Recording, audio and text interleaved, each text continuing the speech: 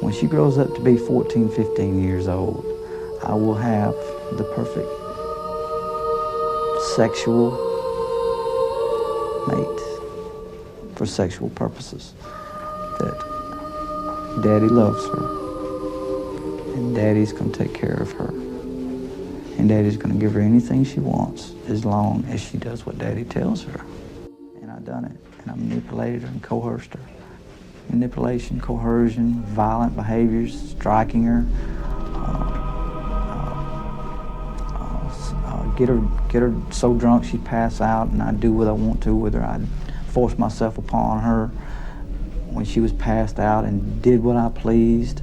I can look out my window and see the school, and it's like Moses looking across to the promised land.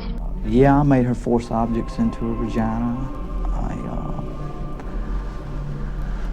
Made her, forced her into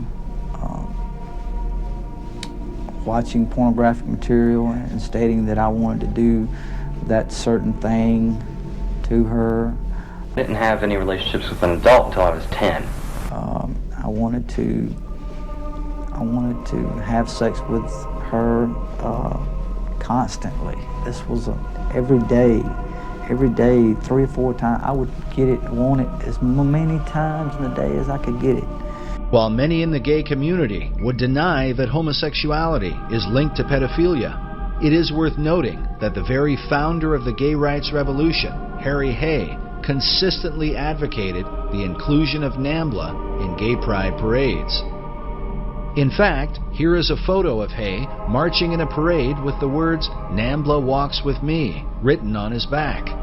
And he's just like a flower in bloom. He's at that perfect stage in which he is hermaphroditic, that is to say, he is neither all male nor all female. Not that anybody is, of course. Everybody is some mixture of those two characteristics, but he is at the moment in that wonderful limbo between being a child and being an adolescent. That is way of convincing a child and their parents to trust them. We always knew his photo style because he typically had the kids shirtless, typically took an angle that was from the top down, so that the children are looking up at the camera as they would be looking up at the predator in an abuse situation.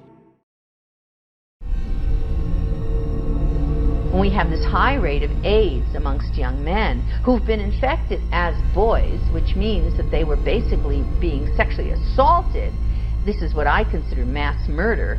He says they don't seem to think it matters. It doesn't matter to them because they're perceiving of these boys as sexual toys, and they're assuming that the boys, quote, like it. Well, it's back to the same old business if she says no, no, no, but she really means yes, yes, yes, but it's applied to young boys. When you're talking about thousands of boys who have been molested by men who end up with AIDS. And we have a statement by one of the, in the Advocate, by one of the leaders in the homosexual movement who says, these boys are being used as sex toys, he says, I know that, by many homosexual males. And it's the same fear, mind control, and you'll be destroyed if you get into the upper elites. And if you get to that point, if you start revealing anything, they have the same system to completely destroy you, destroy your career, blackmail you like Epstein, catch you, film you in compromising positions, and this goes both within Hollywood and celebrities and some of the elite, and it also goes on in Congress and the Senate. And if they even insinuate that they're going to reveal some of these things, they're done. 2 infant boys have gotten the herpes virus after they got circumcised. Now, they were circumcised by an Orthodox Jewish family. It was part of their tradition. And part of the problem is after the circumcision took place, they applied something known as direct oral suction. And the reason why they do that is because they are supposed to draw blood from deep inside the wound. And all I really needed was the blood of a young boy.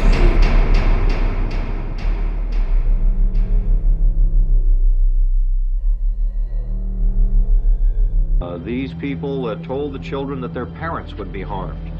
And in order to back up that threat, small animals were actually slaughtered in the children's presence in order to frighten them into submission.